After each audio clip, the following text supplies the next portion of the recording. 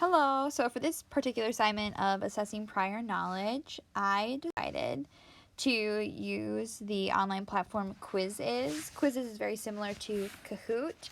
I just prefer the data that you receive from it and how it's formatted and how user-friendly it is as well. So there are two uses for whatever type of quiz you want to use on Quizzes. You can do live instruction, where you see right here, you can click start a live quiz, or you can do asynchronous, where you assign a homework. For me, it just depends on the day and the assignment. If I want the whole class to do it at the same time, where I lead it, I will do a live quiz in class. But for online, I've been doing a lot more of the online asynchronous.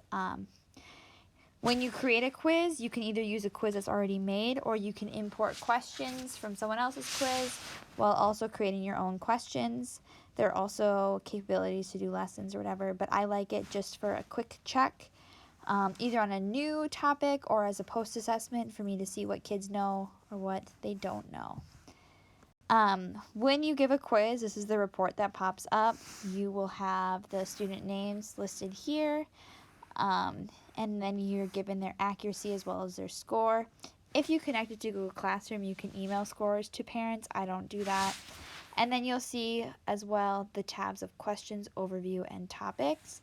So here I get an overview of percentage-wise the accuracy they got on the whole quiz, but if you click into these tabs, it tells you for this particular question of 3 times 4, 7 participants guessed that 3 times 4 is 12.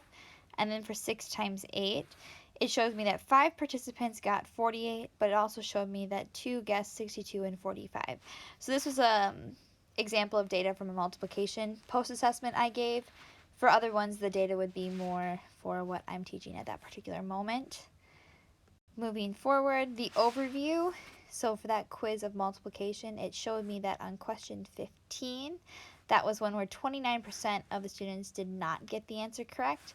And the question was, what is the number located on top of the fraction called? And the answer would be that they got the number, a lot of them guessed denominator rather than numerator. So I liked that as well, because it shows me what particular questions or vocabulary are students struggling on in a comprehensive way. But yes, that's why I like to use Quizzes as a pretest to assess what students already know. It's quick, it's easy, and it's engaging for students.